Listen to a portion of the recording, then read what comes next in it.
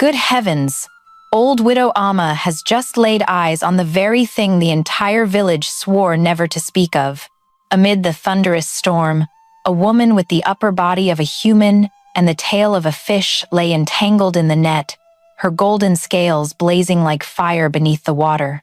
The stench of mud and salt fused into the swamp's breath, while that faint song slowly dissolved into the wind. "Please, save my child," the mermaid begged, her eyes shining like fallen stars.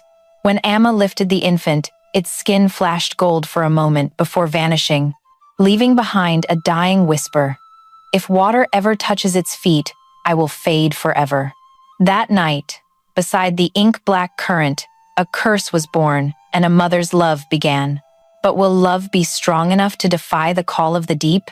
Long ago, in an old African-American community deep in the Louisiana bayou, where frog croaks mingled with church bells and the scent of palm oil drifted on the wind, there lived a quiet woman named Amma Ni on the very edge of the water. Her little shack stood on damp ground, roofed with dry palmetto leaves, walls speckled with moss and smoke. She had once had a husband, a fisherman lost to the Great Flood years before, leaving Amma alone with calloused hands, a cracked clay jug, and a longing to hear a child's voice inside her home. Every day, she sold palm oil, dry firewood, and wildflowers picked around the swamp, living as slowly as the breath of the water itself. That night, clouds rolled in from the sea, heavy with salt. Rain fell in long threads, striking the cracked earth, the palm roof, the hearts of the living. Amma threw a rough shawl over her shoulders, took her empty jug, and walked toward the river. The rain poured as if the sky meant to wash every sin from the world. Beneath flashes of lightning, the muddy path seemed to melt away. Crickets fell silent. Only rain and the thud of her heart remained. She did not yet know that. This night, the water had chosen her. As Amma reached the riverbank, a blinding golden light flared through the downpour. At first she thought it was lightning mirrored on the surface. But no, this light moved, soft and alive, like the breath of something living. There on the wet sand lay a creature, half woman, half fish, writhing in pain. Her scales caught each lightning bolt and threw back 1,000 sparks, molten gold. Long black hair lay matted with mud and reeds, yet her face gaunt as it was held a beauty that hushed even the storm. Amma froze. The jug slipped from her fingers and shattered. The mermaid gasped, each breath a dying wind. A ribbon of red swirled around her body, diluting into the rain the color of pale gold. Her eyes opened, clouded like a fading moon. In trembling arms, she cradled a bundle of seaweed. Inside lay a tiny infant, skin flushed pink, eyes closed, body dusted with fine golden motes like scattered sunlight. Amma sank to her knees, her breath mingling with the breath of the water. She had never believed the old tales of river spirits, of fish-tailed women who sang children to sleep on rainy nights. But now every story stood before her, vivid and broken. The rain thinned, the world's sounds stretched long and far, leaving only heartbeats and the salt dissolving in the wind. The mermaid lifted her head with the last of her strength. Her lips parted, her voice was wind through leaves, a plea thinner than breath itself. Amma could not catch every word, only the sacred weight pressing against her chest. She leaned in and took the child. The moment her hands touched that skin, heat surged through her, and golden light burst around the infant like a small flame. The glow sank into the flesh and vanished, leaving an ordinary human baby breathing faintly, heart slow but steady. The mermaid smiled, tired, relieved. The rain eased, the wind quieted, the river surface stilled as though listening. One final bolt of lightning split the sky, and in that instant, her golden eyes locked with Amma's, burning a promise, a curse.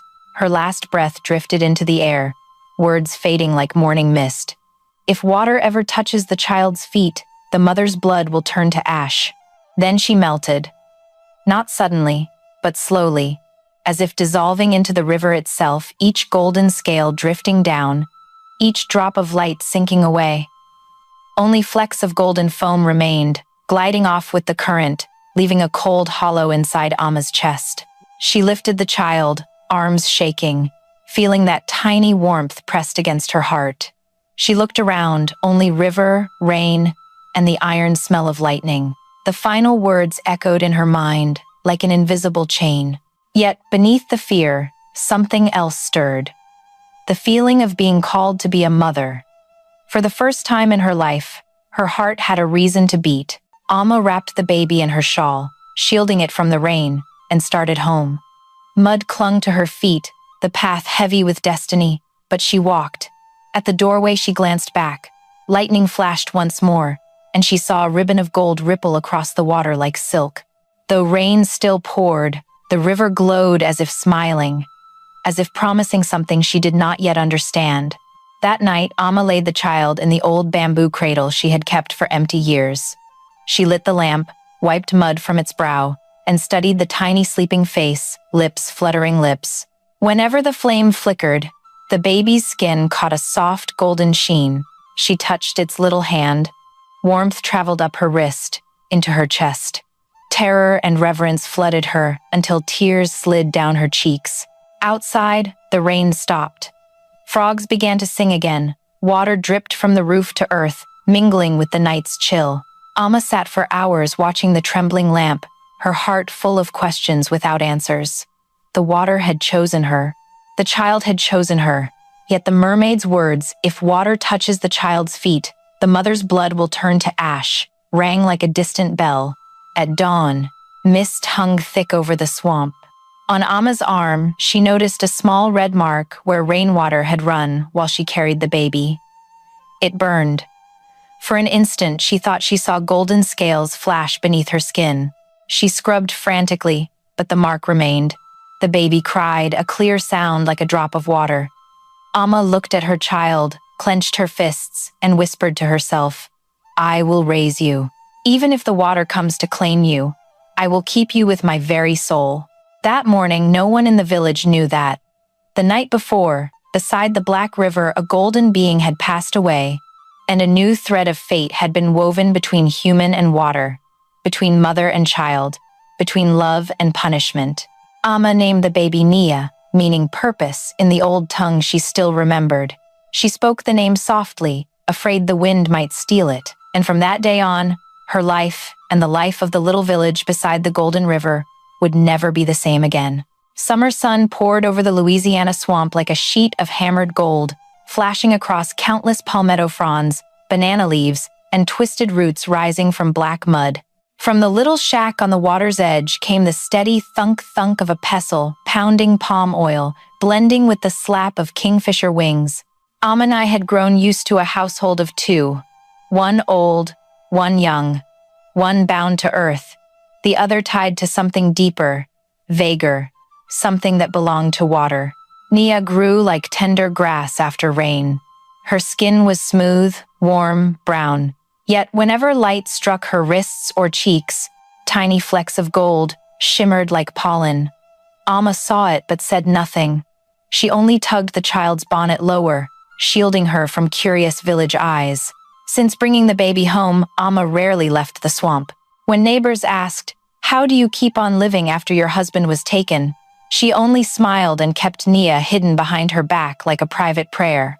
Every morning, Amma rose before the roosters, kindled wet charcoal, boiled water for palm oil while Nia sat on the bamboo bench singing soft melodies no one had taught her. The voice was clear, fragile, carrying all the way to the water's edge. Birds paused mid-flight, the breeze leaned in to listen.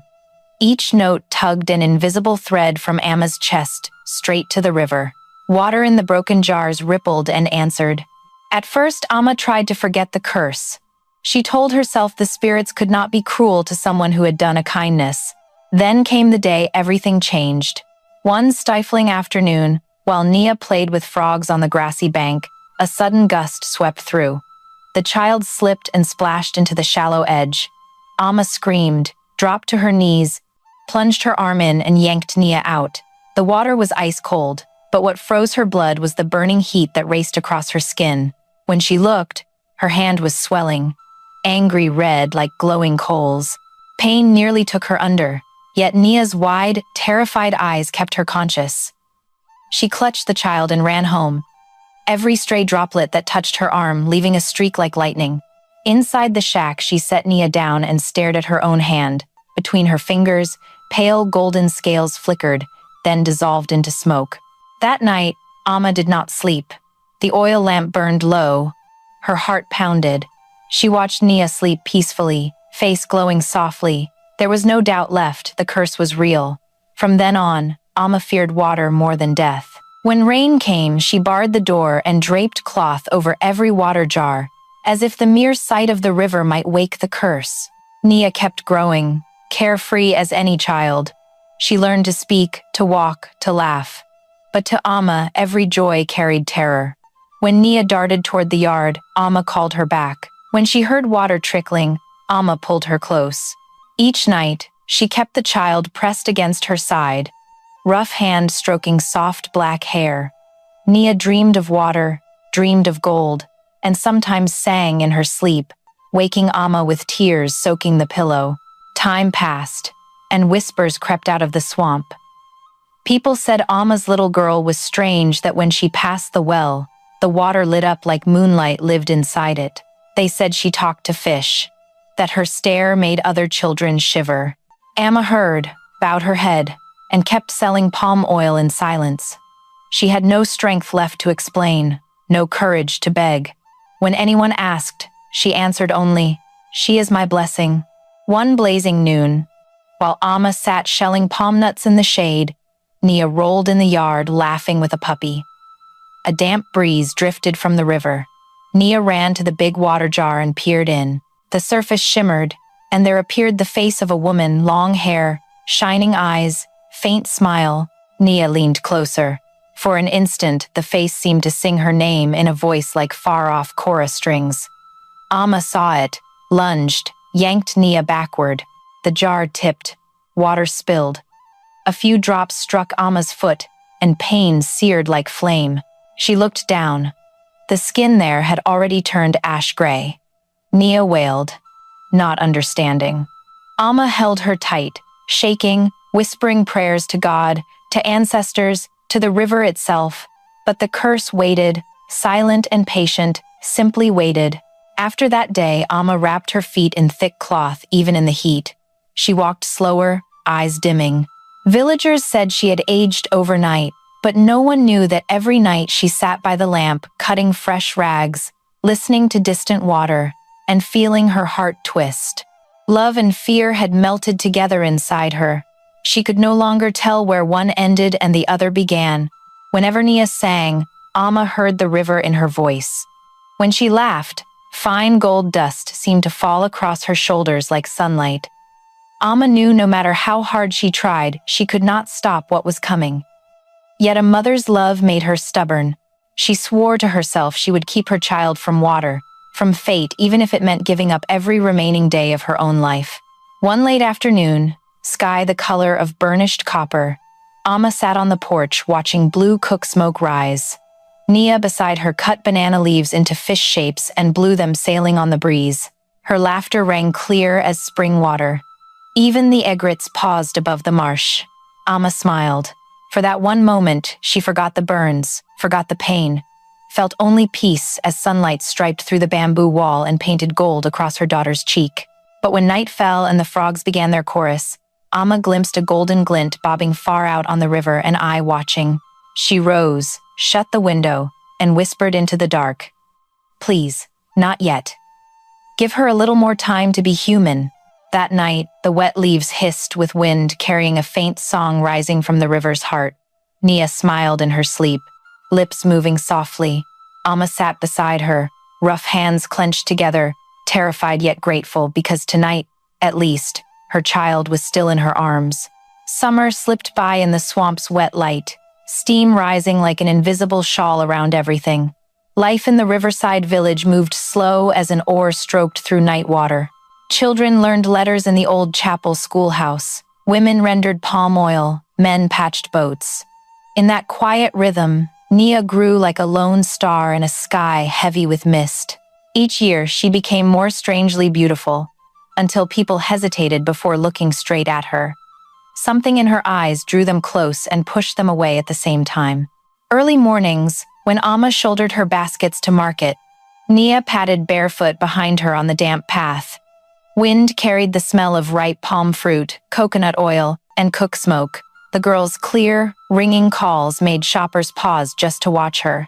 When she smiled, sunlight seemed to tilt and spill across the oil in the bottles. But behind the admiring glances came whispers, low as snakes in grass. They said she was different, that something in her blood did not belong to humankind. Amma heard every word yet kept her face calm. She knew the village had never forgotten the stormy night 17 years ago, when she walked home carrying a baby. Back then they only stared and asked nothing. Time, though, had grown their curiosity into something darker. They murmured, "That child never cried in thunder." Her eyes shine like river jewels, as if the water itself looks out from inside her. Little by little, the stories became forbidden things, spoken in hushed voices. Nia never asked her mother, but she heard everything. She felt eyes follow her through the market, felt the widening space between her and the other children. Afternoons, she still went with the girls to the well, but when she leaned over to draw water, the surface rippled without wind, and the girls stepped back with small cries, as if they had seen something unlucky. Nia only smiled, bit her lip to keep it from trembling, then silently lifted the heavy bucket and walked away. Amma saw it all. She grew quieter, spoke less, yet the fear inside her never shrank. She began to feel a change in the air itself. Whenever Nia washed her hands or rinsed her hair, a chill traveled across the room to Amma, and the old scars burned. She hid them under thicker cloth, checking only in the dead of night.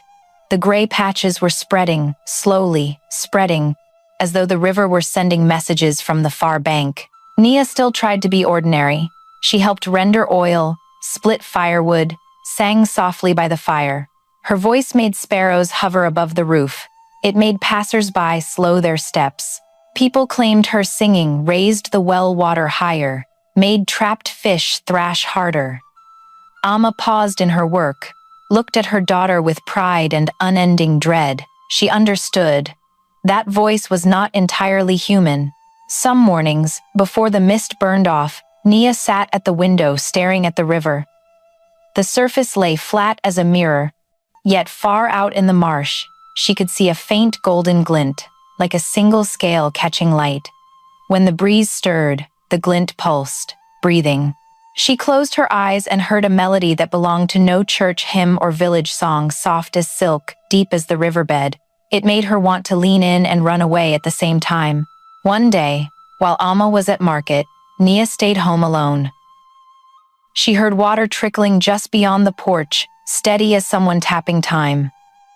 She opened the door.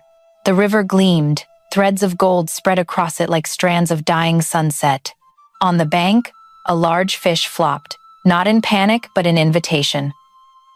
Nia walked slowly forward, feet sinking into warm mud. The instant her toes touched the thin film of water on the ground, a voice called inside her head, her mother's voice, faint but stern, coming from very far away. She jerked back, heart pounding, hands shaking. When Amma returned, she said nothing, only stared at the mud on Nia's feet, fear plain in her eyes. That night she lit an extra lamp, as if more light could keep something outside the door.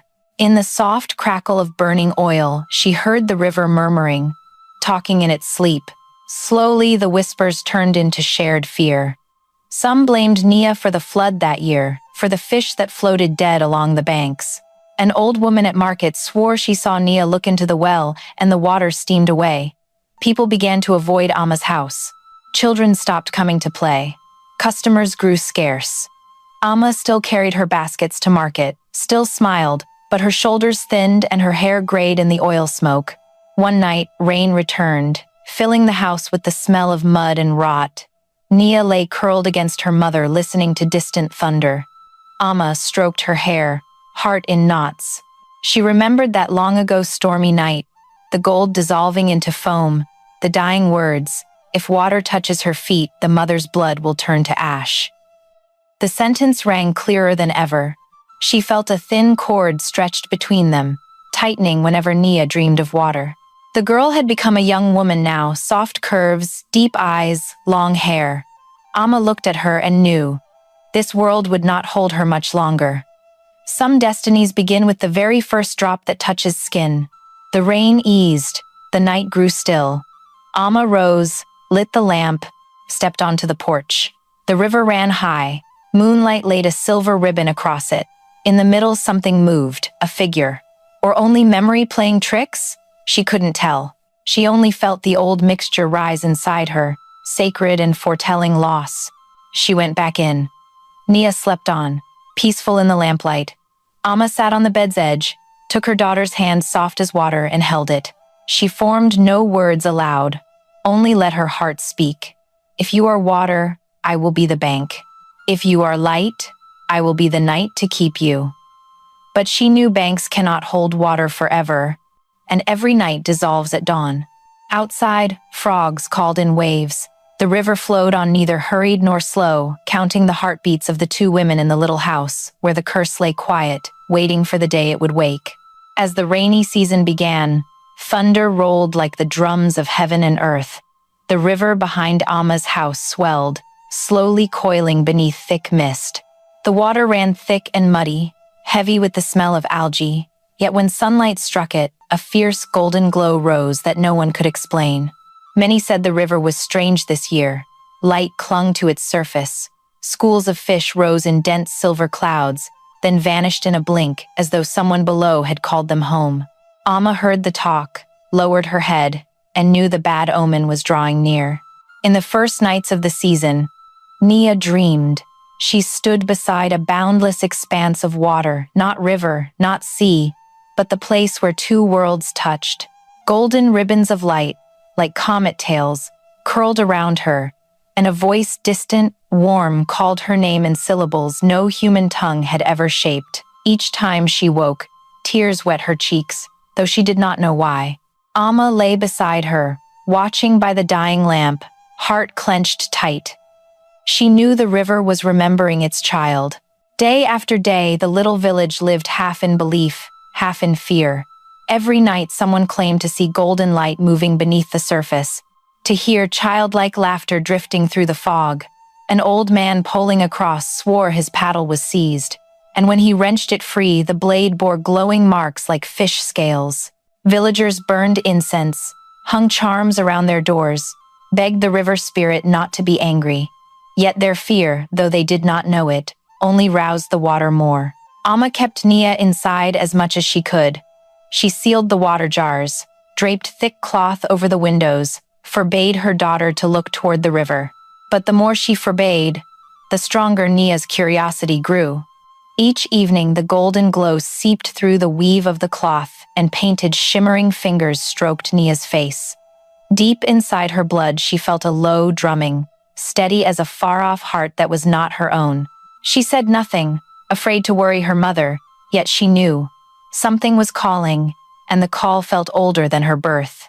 Then one day, just as the sun slipped away and crickets began their song, Nia walked alone to the riverbank. The water lay flat as a giant mirror, reflecting the crimson sky. She sat, gazed at her reflection, and saw it ripple though no wind blew. A pair of golden eyes appeared, not hers, deeper, older, rising from another layer of water. Nia's breath caught. Her heart pounded, yet she could not look away. The gaze was tender, aching, full of longing. Then the surface shattered into 1,000 golden rays that rose and shaped themselves into a young man. Long hair, bronze dark skin, strong shoulders. He stood in the river, moonlight born into flesh, gold light pouring over him. Nia inhaled sharply. In that instant, a wordless voice pulsed inside her mind, beating in perfect time with her own heart. He did not step onto the bank. He only looked at her for a long, long moment, then melted back into the water and left widening rings that kissed her feet.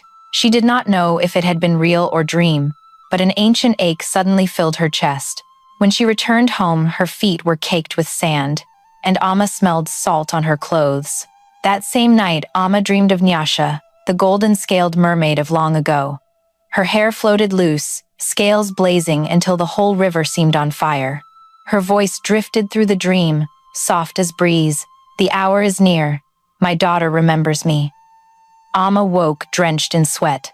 When she looked at her legs, the gray patches had spread farther, as though hidden fire burned beneath the skin. She knew the water was finding its way back, and once it came, it would never turn aside. Far below, in the kingdom of coral and light, Prince Khalil sat motionless on a throne of giant pearl shell. A crown of living gold rested on his brow. The scales on his shoulders flickered like 1,000 candles. For years he had heard that singing, clear, heartbreaking, rising through the water each night. When the old river began to change color, he understood. The one promised to him had awakened. Khalil left the palace, swam through thick forests of kelp and swaying seagrass. Beneath the pale glow of plankton, he followed trails of light like remembered footprints. He recalled his mother, the queen's words. When she sings, the water will reclaim its soul. You must go to her. Your blood is the same blood. Ever since, Khalil had lingered just beneath the surface, gazing up at the trembling mortal light above. The final night before the great rain, the river rose until it lapped at Amma's porch. She woke in the dark and saw gold fire spread across the water, bright enough to seem the river itself was burning. She fell to her knees, begging the ancestors to shield Nia from what was coming. But deep inside, she knew it was useless. Prayers were only palm leaves carried off by the current. The old curse could not be broken by tears. Inside the house, Nia sat at the window, eyes fixed on the river. The golden glow filled her pupils until they burned like twin pieces of amber. She did not know what she waited for, only that every cell in her body strained forward, listening to the river's heartbeat matching her own. A breeze carried the scent of salt and palm blossom. Nia closed her eyes, and for the first time the childhood melody she had always hummed rose clear and powerful inside her, the true song of her own blood. Amma stepped to the doorway and saw her daughter bathed in that strange gold, face radiant. She tried to speak, her throat closed. Nia turned, smiled gently, and in that smile, Amma understood. The river had found its child. High above, thunder growled. Beneath the surface, waves rose softly, carrying the promise of fate. Early autumn sky hung low, river steam rising thick as smoke. The whole village seemed to float inside a damp dream where every sound came muffled through wet cloth. In those days, Amma smelled of salt and gold. Light seemed to seep straight out of the ground. Amma knew the season of water had truly arrived. Nia still walked quietly to market with her mother, but her eyes held something far away, as if every glance at the river was a glance into her own soul. One misty morning, while fog still blanketed the paths, a stranger appeared at the market. No one knew where he came from. He was tall, skin the color of dark bronze, black curls wet as though he had just stepped out of rain. His eyes were calm, yet when sunlight struck them, something flashed gold, like fish scales beneath the surface. People learned his name was Khalil, that he drifted from place to place mending boats. His voice was low and slow, unhurried, unafraid, the way water pours over stone. At first, no one paid much mind, until Khalil stopped in front of Amma's stall. Then they noticed how he looked at Nia, not the stare of a curious outsider, but the gaze of someone who had known her long before this life. That look made Nia lower her eyes. A strange warmth rose in her, familiar and distant at once, like a memory from a dream. Amma saw it. She said nothing, only narrowed her deep eyes. A chill slid down her spine, the same chill she felt when wind passed over graves. In the days that followed, the stranger was always there, never too close, never too far. He often sat by the landing, rolling a cigarette, watching wooden boats glide past, eyes following the current. Whenever Nia came to market, he stood among the crowd, silent, but sometimes their gazes met and the world slowed. Market noises, calls, laughter all faded, leaving only the salt breath of the river. Amma stopped sleeping. She feared the man, but she feared even more what was growing inside her daughter. Each night, while Nia slept, Amma crept to the window, parted the curtain, and looked out. The golden glow still floated on the water, but now a tall figure stood there too, motionless, sometimes bending as if listening. She told no one. She knew no one would believe her. The village already watched mother and daughter with suspicion. Whispers had cracked the old trust wide open. One late afternoon, after the stall was packed away, Nia walked the narrow path along the river. Sunset scattered soft gold across the water, so beautiful it hurt to breathe. She stopped when she saw Khalil sitting under the willow. He did not look at her, only at the river. She did not know why her feet carried her closer. The breeze carried faint salt, and the cool mist felt like a whisper. When only a few paces remained, Khalil rose. Sunlight passed through him, revealing a hidden golden shimmer deep in his skin, veiled yet unmistakable, like soul light. He turned. Those eyes met hers, deep and quiet, and for a moment she forgot she was breathing. No words were spoken. Wind lifted the hem of her dress. Khalil bowed his head, the way one greets a loved one long absent. Then he turned and walked into the mist, leaving wet footprints that glimmered faintly on the sand.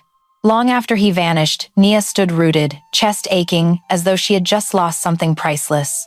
That night, she dreamed she walked the riverbank beneath a golden moon that shattered into 1,000 pieces raining onto the water. From the light, Khalil stepped forward, hand extended. "I am still here," his voice said inside her mind, not spoken, but beating with her blood. She reached out. The water surged, pulled him away. She woke gasping, soaked in sweat, heart racing. From the porch, Amma heard her daughter's ragged breathing and raised a silent prayer. The next day, the village buzzed. Someone swore they had seen the stranger standing in mid-river under moonlight, water rising around him yet never touching his clothes. An old woman insisted he was the river's own spirit come to claim what was lost. Fear and fascination braided together. Beneath the heavy smell of algae, rumors spread like wildfire. Amma felt it clearly. The villagers' silence turned into distance. At market, they bought from her only out of pity. Children were forbidden to play near Nia, she heard them say. If the river gets angry, it will swallow the whole village. It all started with that girl. Each word was a knife, yet Amma stayed silent. One cold, rainy afternoon, Amma went to the little chapel and lit candles. On the altar, the flames wavered. Smoke curled into shapes like fish scales.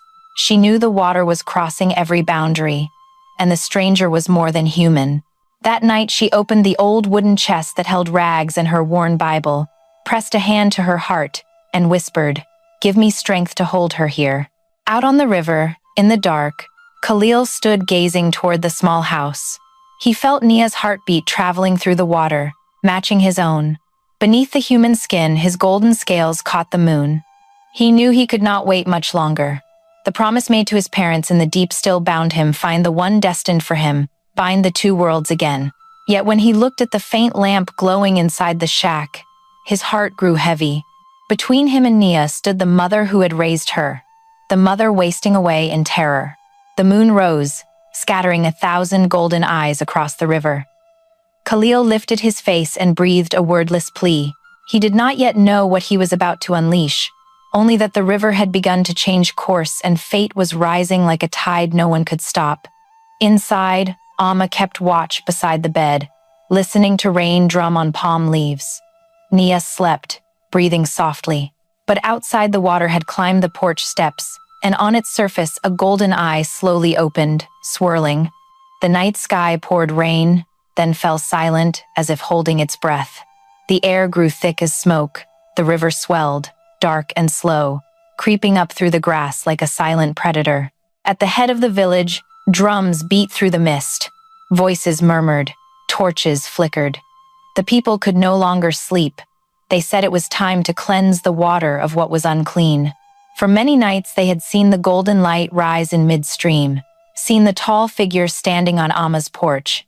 They remembered failed crops, fish bellies white along the banks, children sick with no cause. And like every frightened village, they needed a name to blame. That name passed from fire to fire, house to house. Nia. Inside the little shack, Amma sat motionless by the dying cook fire. Smoke curled low under the palm roof. Palm oil, ash, fear. She heard the tramp of feet far off, blending with the drums. Nia sat beside her, fists clenched in her skirt, eyes full of mist. Through the window, torchlight danced on the walls like countless angry eyes. Amma knew. Tonight, water and fire would meet, and nothing could stop them. The window rattled, then fists pounded the door. A hoarse voice outside. Amma Nee, open up. We only want to talk. Amma stayed silent, fingers tight around a candle, lips moving in prayer. Nia trembled, looked at her mother. No answer came, only the old woman's ragged breathing. The door was kicked in. Wind and rain rushed inside. A big man with a torch stepped through, others crowding behind. Firelight painted their rain-soaked, sweating faces with terror and rage. We're protecting the village? They choked out. That girl is a water demon. If she lives, we lose everything. Amma rose and stood in front of her child, small but unbreakable.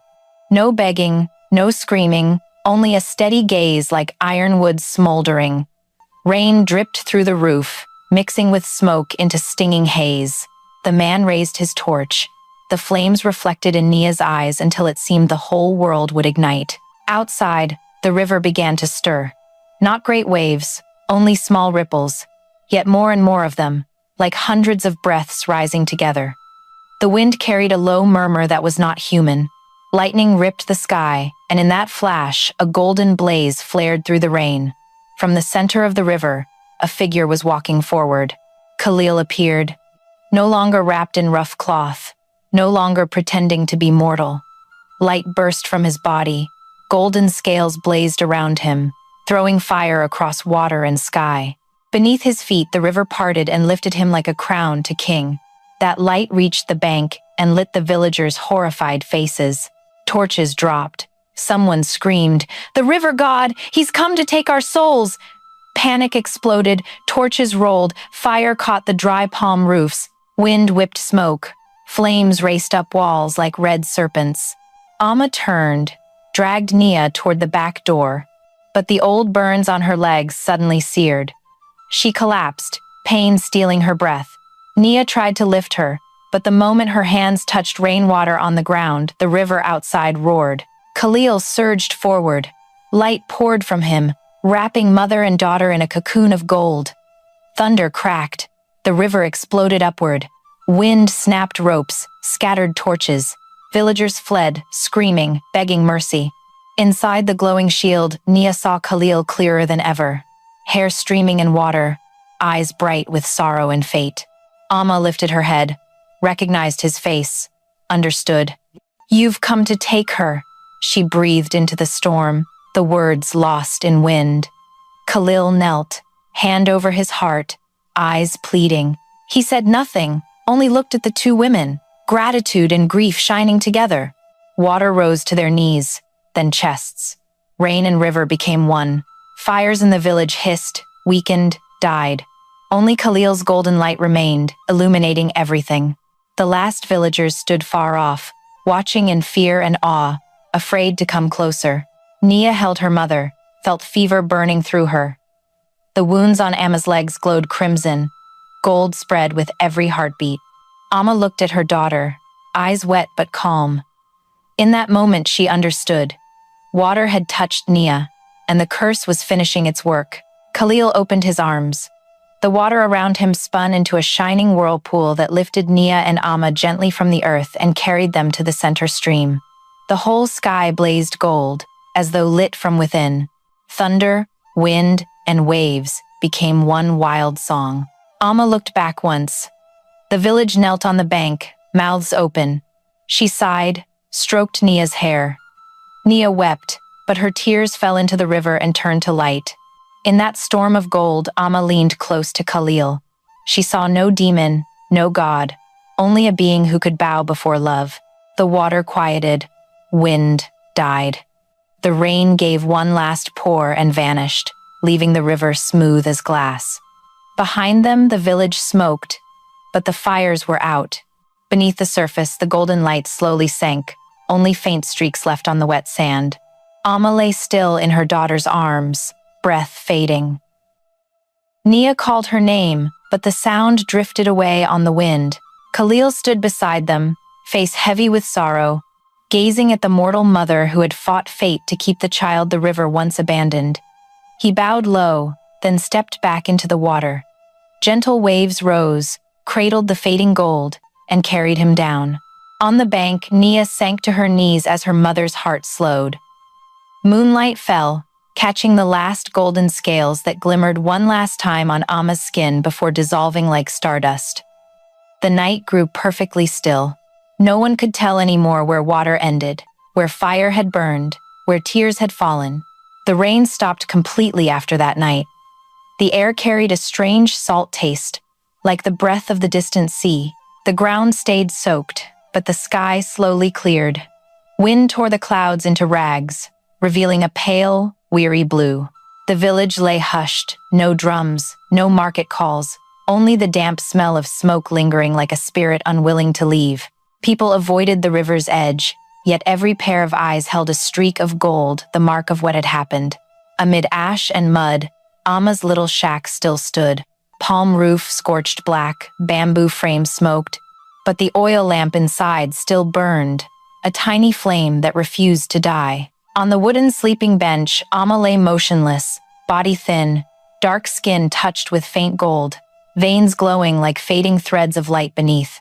Her breathing came hard and thin, each one lighter than the last, like wind over tall grass. Nia sat beside her, holding her mother's hand, eyes sunken, tears spent, only silence left. From the mist, Khalil appeared. No one saw him arrive. He simply gathered himself out of the fog. Water drops still clung to his shoulders, shining. His black curls were wet. The gold beneath his skin dimmed. He was no longer the blazing prince of the deep, but a soul carrying heavy remorse. When he stepped inside, the lamp flame shivered and leaned toward him, as if recognizing its old master. Nia looked up, eyes full of pain but without blame. She studied him for a long time, trying to remember in which dream she had first met him. Khalil stood silent, gaze on Amma, respect and sorrow mingled. He knelt by the bed, reached out, then let his hand hover in the air. The light around him trembled, weak as a candle about to go out. Amma opened her eyes. They were clouded, yet still deep as midnight water. Seeing him, her lips quivered not from fear, but from final understanding. She knew this was the river's son, the one promised to the child she had loved and raised with her own blood and soul. In that instant, every curse, every terror, turned into gentle acceptance. She tried to move. Her voice was barely breath. Don't let her regret. Khalil bowed his head, fists clenched, shoulders shaking slightly. He understood every word. It was not accusation. It was her dying wish. He looked at Nia, then back at Amma, and answered in a rough whisper, "I will keep it. I swear by water and by light." Nia gripped her mother's hand tighter. On her face, pain and love became one. She no longer feared the mystery surrounding her. All she saw were two beings, one born of water, one born of earth, looking at each other with eyes that held only love, borders erased. Amma's eyes closed softly. Her breathing faltered. A single tear slid down her cheek and fell into Nia's palm. Nia kissed her mother's hand, feeling the last warmth. When the tear touched Nia's skin, it glowed, spread into a pale golden ribbon, then vanished. Amma smiled the faintest smile, like wind brushing reeds. In that moment, she felt no more pain, no more fear, only the peace of a mother who had kept her vow. Outside, the breeze carried palm blossom scent and salt. Nia looked up. Khalil was still kneeling, eyes burning bright yet drowned in sorrow. He stepped onto the porch, faced the now calm river. Early sunlight struck the water, turning it into soft golden silk. He closed his eyes and let out a low, wordless note, deep, warm, traveling through the river's heart. It was the song of water, farewell, apology, promise that this loss would not be wasted. The river answered with widening circles of light, as though the water itself wept. Inside, Nia stayed beside her mother. Morning light poured through the doorway, touching her hair until every strand shone like spun gold. She pressed a hand to her own chest, felt her heartbeat echo the river's pulse outside. The water in her blood was no longer only a curse. It was heritage, the bridge between two worlds. When she stepped outside, Khalil turned. They looked at each other. No words needed. They understood everything between them had been written long before their births. Yet that fate was no longer a chain. It was a path. Nia walked to him, placed her hand over his heart. Beneath warm skin, she felt the river's rhythm. "Mother gave permission," she whispered, voice trembling. "But I cannot go without your promise." Khalil nodded, eyes deep as the riverbed. "I promise," he murmured. "I will guard your mother's soul in the water, the same way I will guard you." The words dissolved into the breeze, but the river mirrored them, rippling in soft agreement.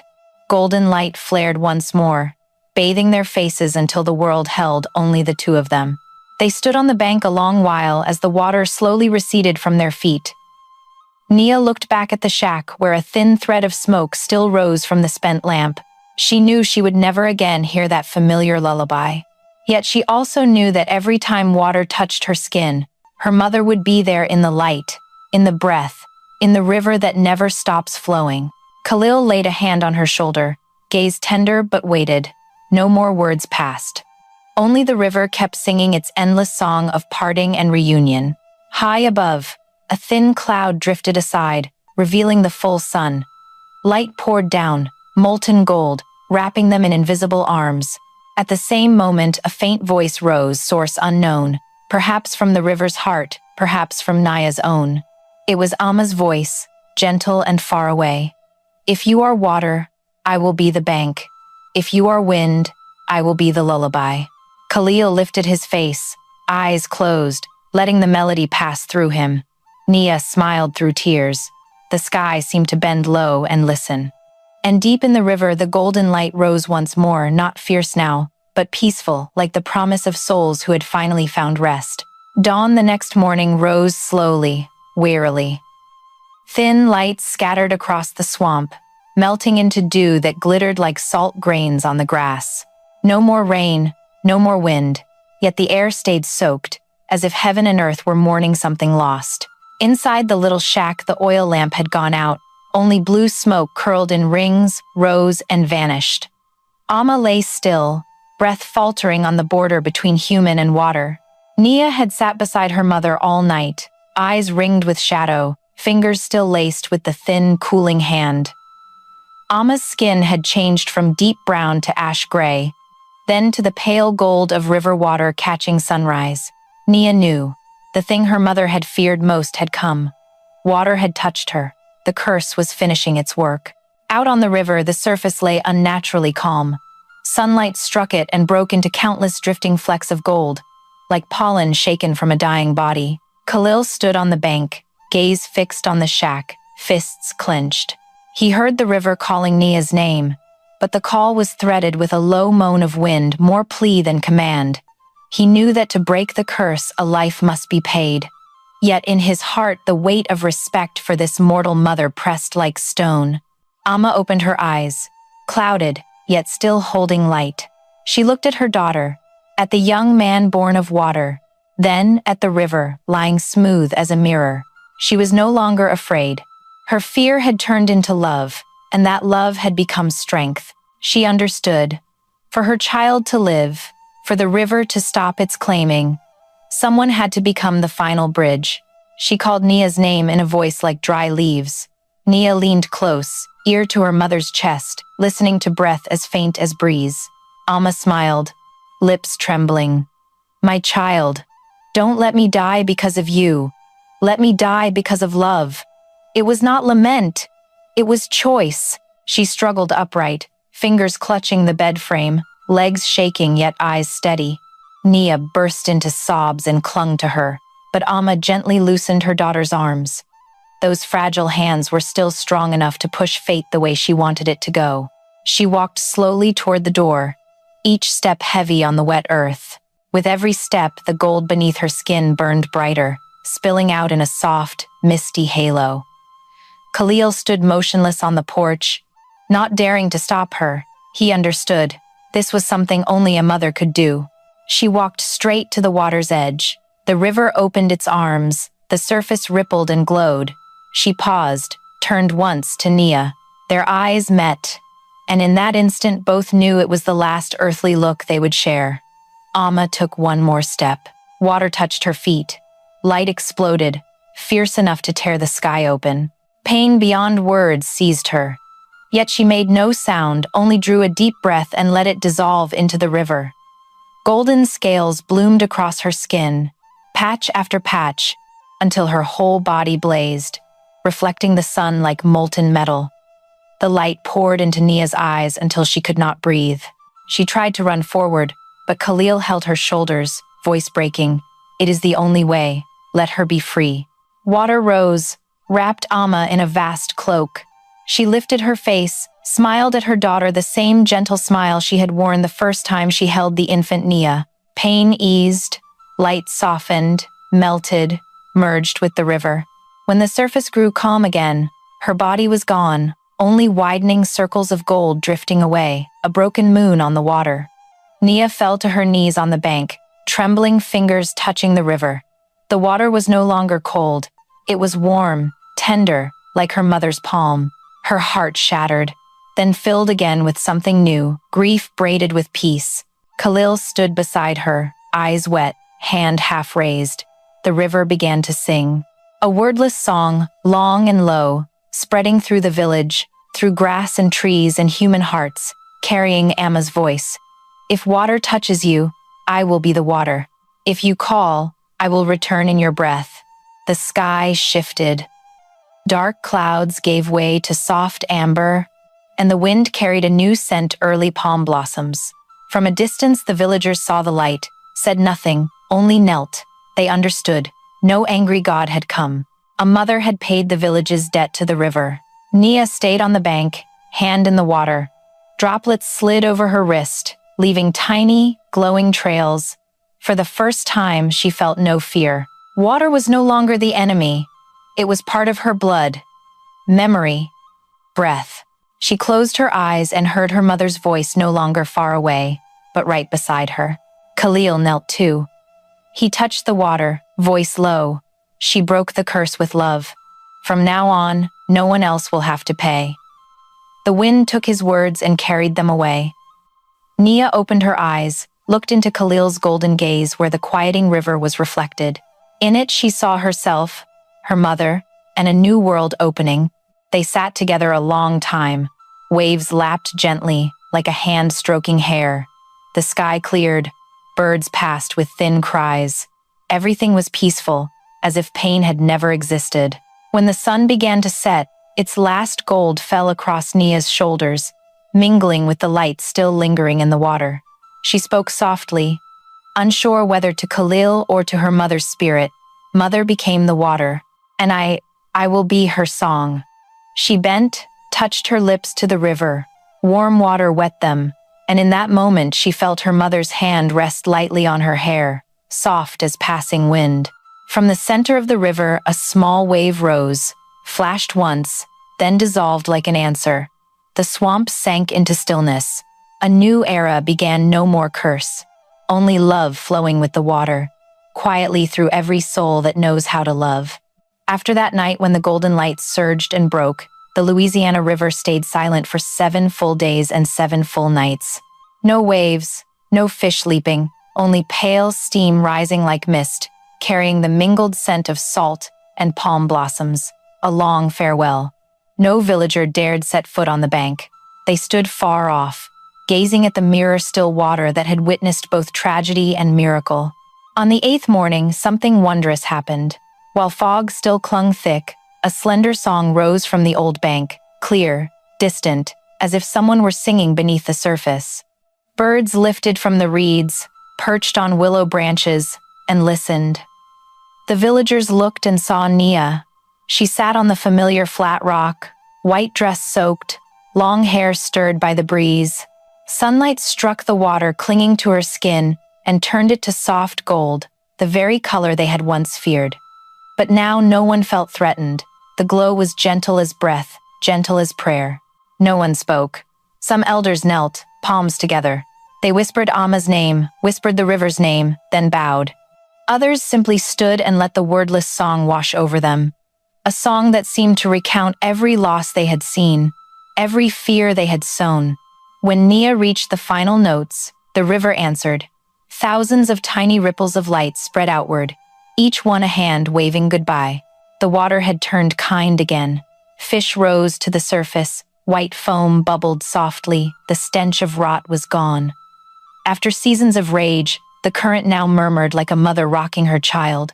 Slowly, the villagers returned to market with baskets of shrimp and fish. They no longer called Nia Water Demon. They called her Child of the River. Whenever they passed Amma's old house, they bowed and laid a palm blossom on the porch.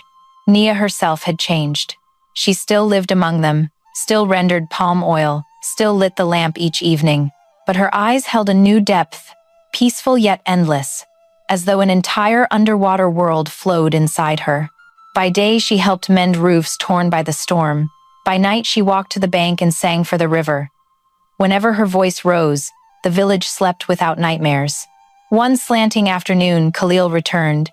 He stepped straight out of the river, wearing plain cloth, no longer blazing with gold. Beneath his bronze skin, only a few faint sparks remained, like stardust. He walked slowly through the village, and for the first time, no one turned away. Children stared, then smiled. An old woman tapped her cane on the ground and said softly, "If the river spirit brings peace, then stay." He nodded, eyes gentle. When he reached the bank, Nia was already waiting. They said nothing, only looked. Late sunlight painted the water gold. They seemed to dissolve into the same bright frame. Mist rose from their feet and shimmered.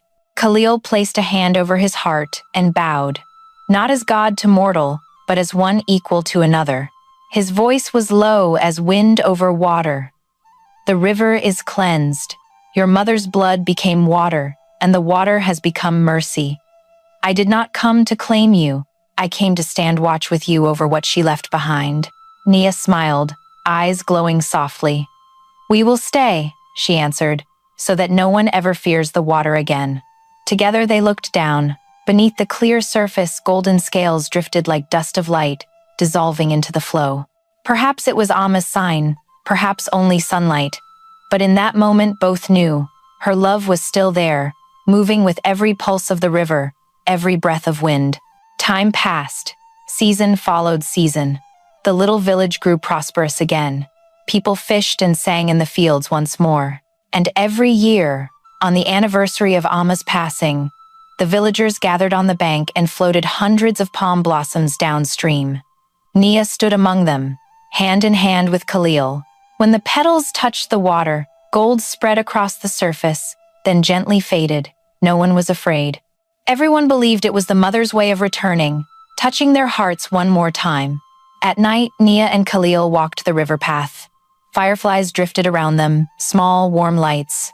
She leaned her head against his shoulder and said quietly, "Mother chose to dissolve so I could live.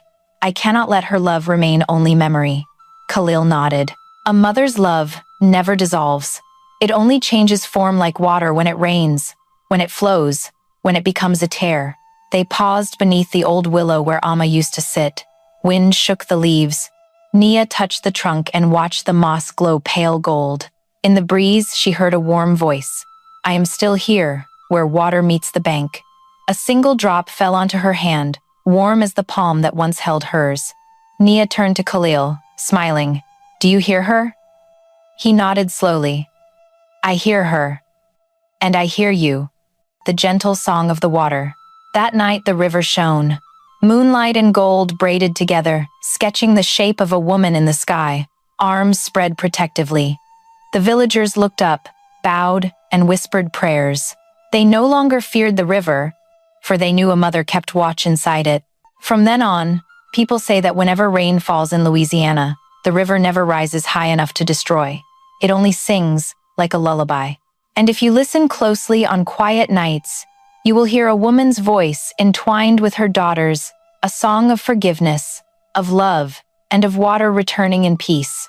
That year, the dry season came late. The rains withdrew, yet the river stayed full and so clear one could see long strands of green weed swaying like hair along the bottom. Fish schooled thickly again. Water birds returned. The sky looked washed, soft and bright. The villagers believed the river had truly been healed, that Amma's spirit still guarded them from within the current. Nia was no longer the frightened girl of old. She had become the one people sought when the water darkened, when fish vanished, or when a child fell ill. They called her Keeper of the Water. No one doubted her anymore. They came bearing rum, flowers, prayers, and on every full moon night she walked to the bank carrying her mother's old oil lamp, lit the small flame, and let its glow spill across the surface, blending with the deep gold beneath, until the whole river lay draped in sacred silk. Khalil stayed. He lived between worlds, no